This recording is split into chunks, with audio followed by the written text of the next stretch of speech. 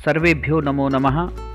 पठत संस्कृतम YouTube channel आप सभी का स्वागत करता है। मैं हूं नवीन प्रकाश पैन्युली और आज आपके लिए लेकर आ रहा हूं अपठित गद्यांश, पठित गद्यांश, पद्यांश और नाट्यांश से उत्तर छांटना। परीक्षा की दृष्टि से बहुत ही महत्वपूर्ण विषय है यह। यदि हम CBSE कक्षा 10वीं की दृष्टि से एक बार देखें तो इसमें कुल 28 अंकों के पठित गद्यांश, पद्यांश, नाट्यांश और अपठित गद्यांश आते हैं, जिसमें अपठित गद्यांश कुल 10 अंक का, पठित गद्यांश 6 अंक का, पद्यांश 6 अंक का और नाट्यांश 6 अंक का होता है।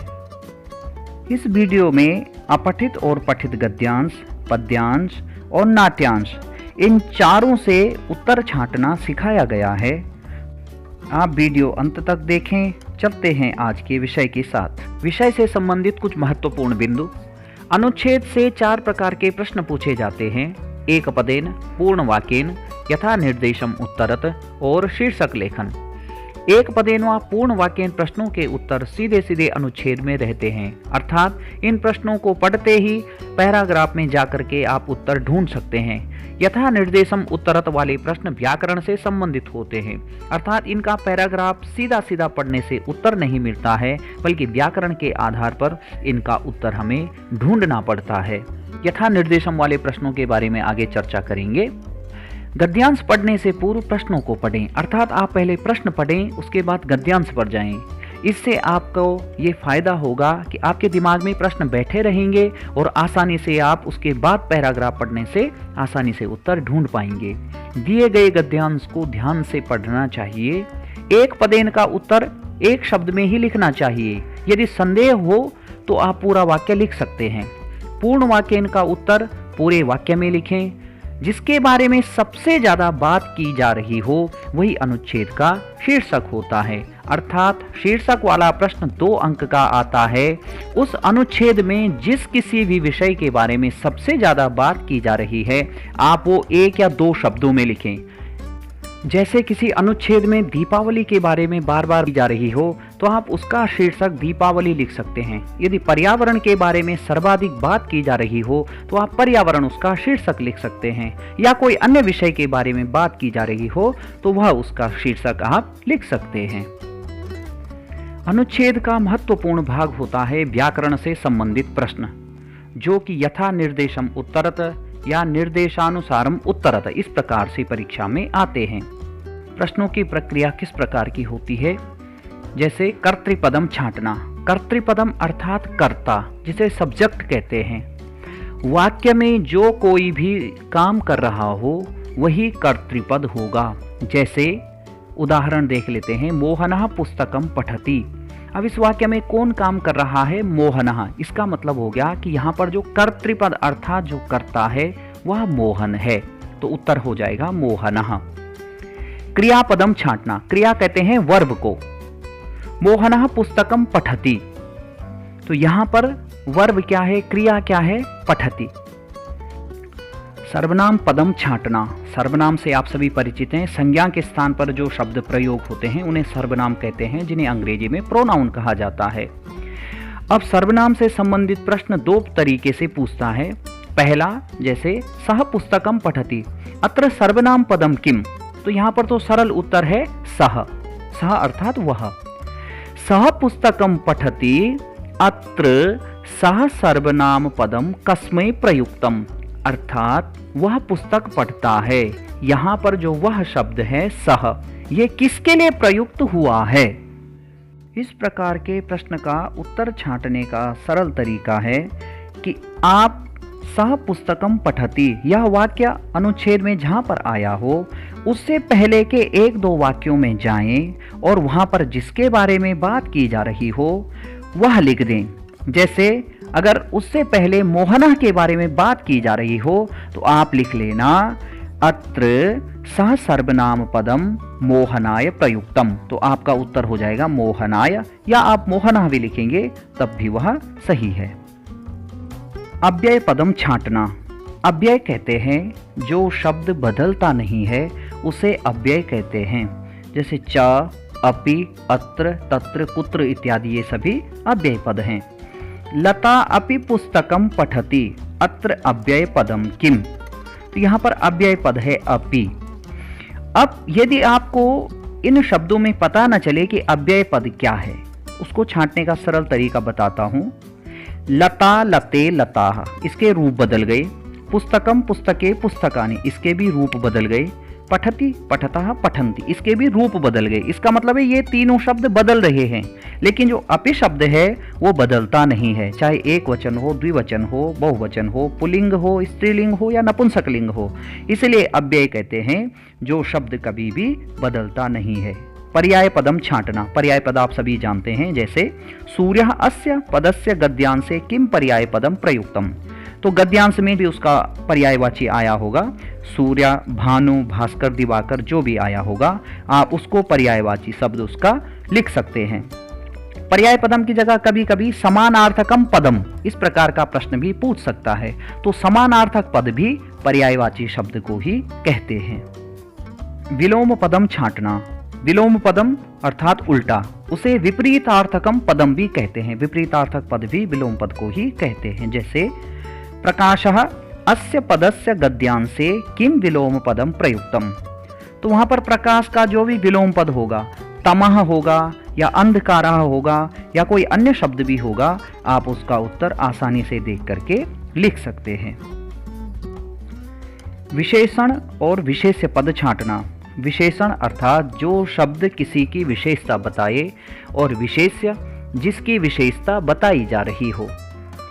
जैसे कृष्णः सर्पः, काला सांप, अत्र विशेषण पदम किम, तो कृष्णः शब्द से विशेषता बताई जा रही है सांप की, इसलिए कृष्णा हो गया विशेषण।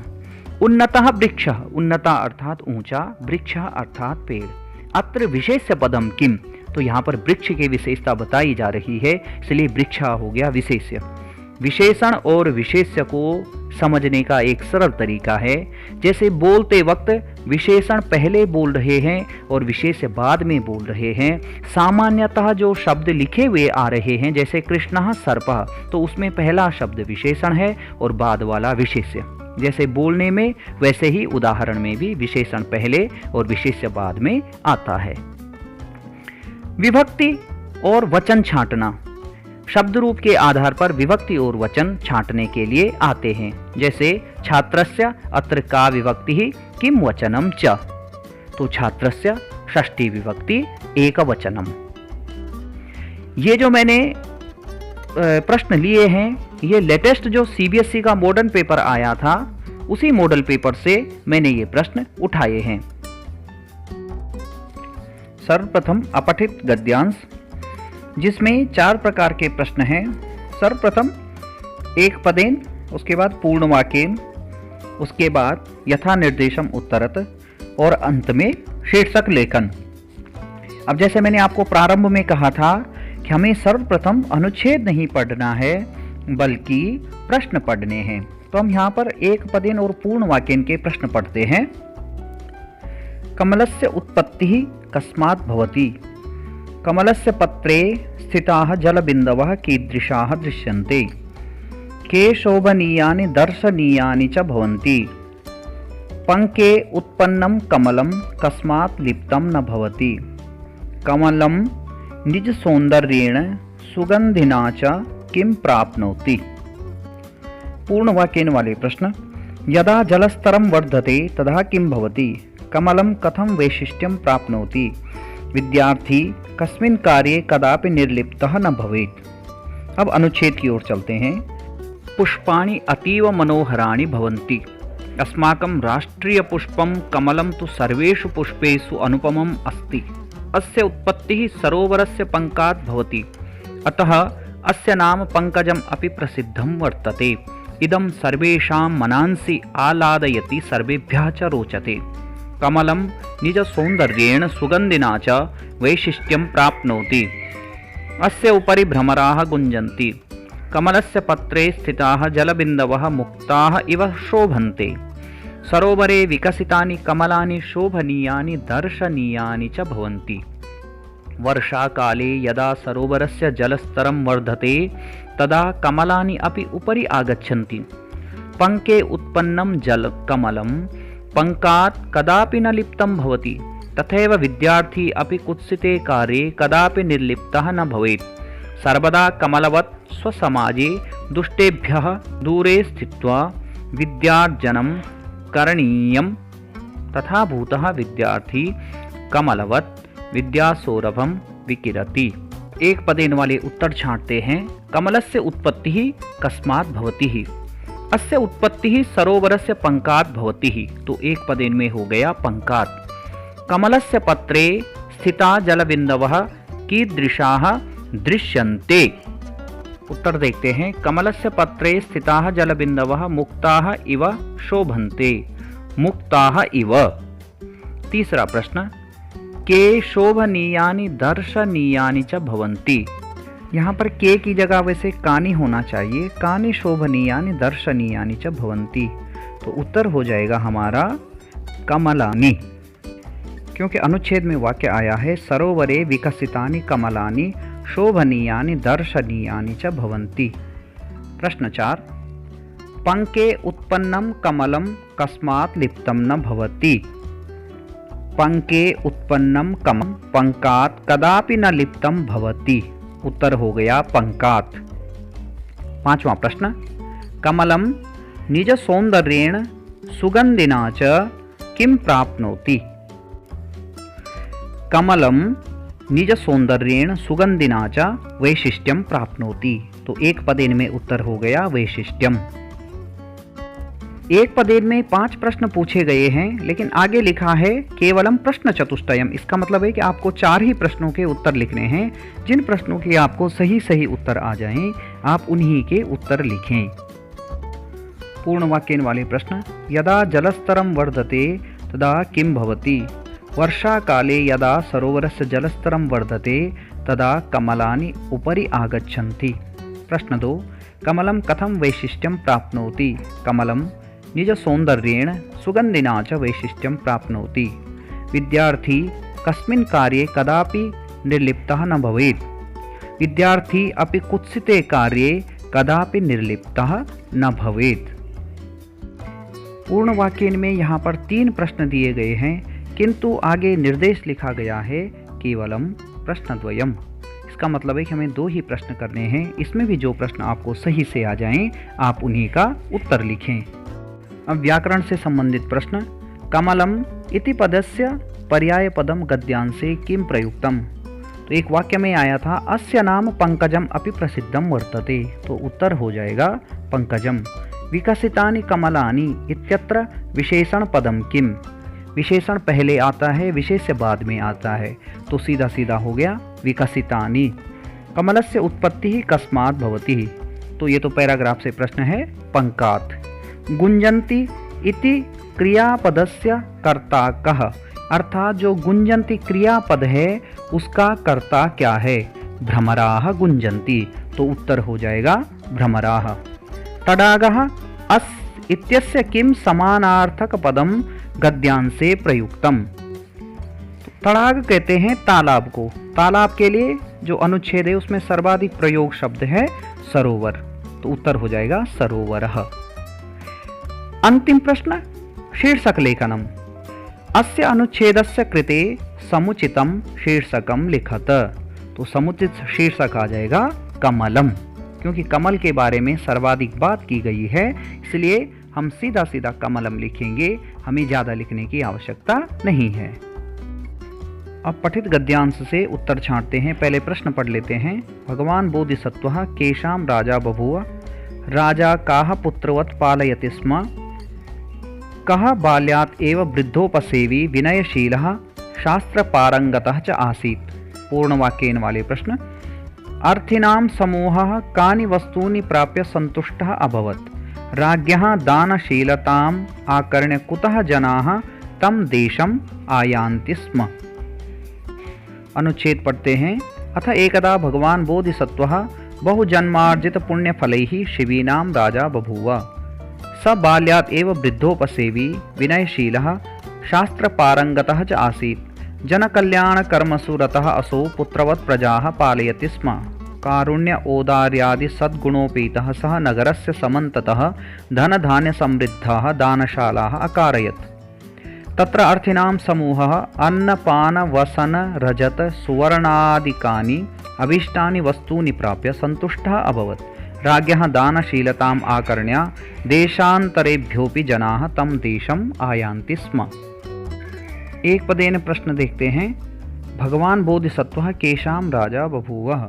शिवीनां राजा बभूव। तो एक पदेन में उत्तर हो गया शिवीनां। राजा काः पुत्रवत् पालयति स्म?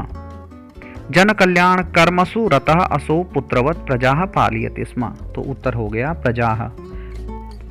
कः बाल्यात् एव वृद्धोपसेवी विनयशीलः शास्त्रपारंगतः च आसीत्?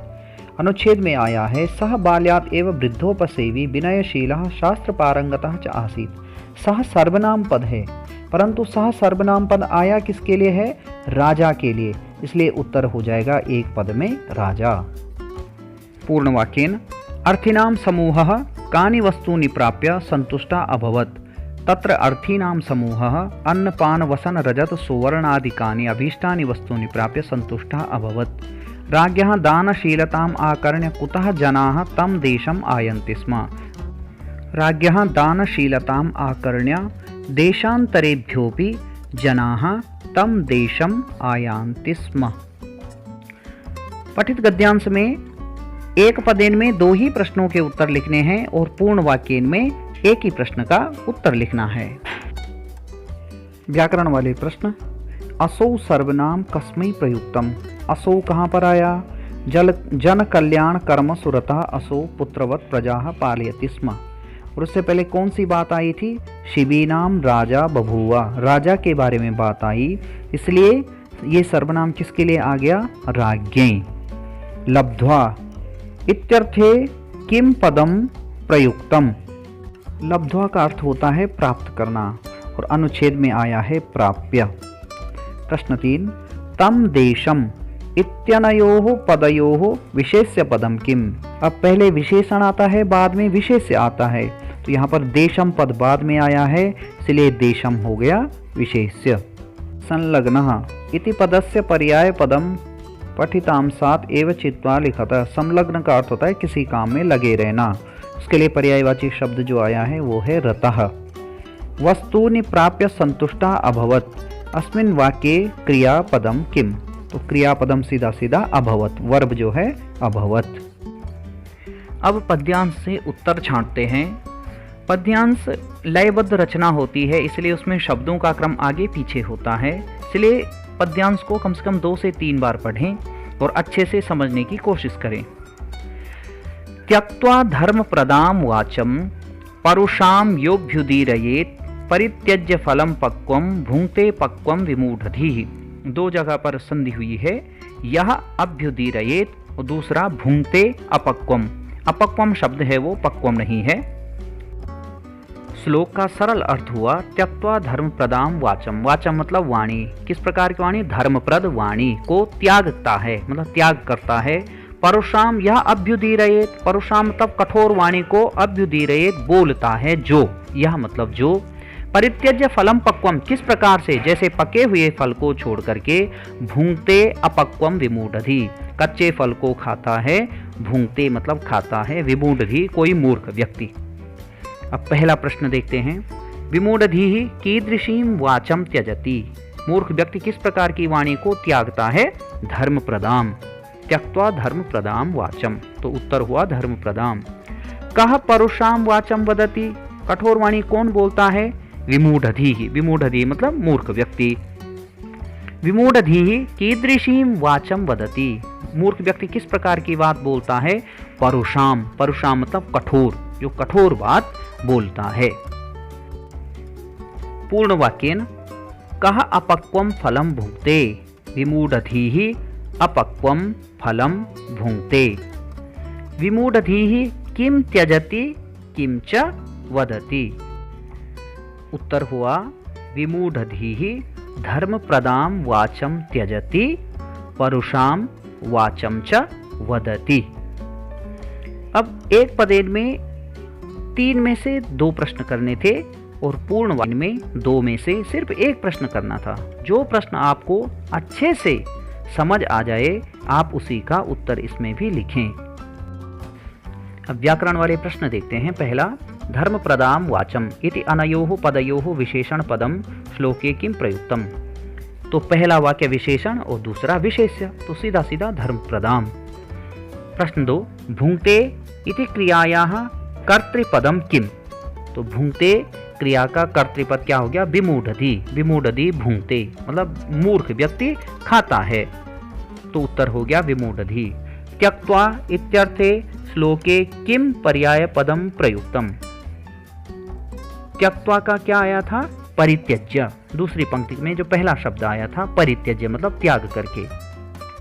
पक्वम अस्य पदस्य विलोम पदम श्लोके किम प्रयुक्तम। तो पक्वम का विलोम पद श्लोक में क्या आया? अपक्वम।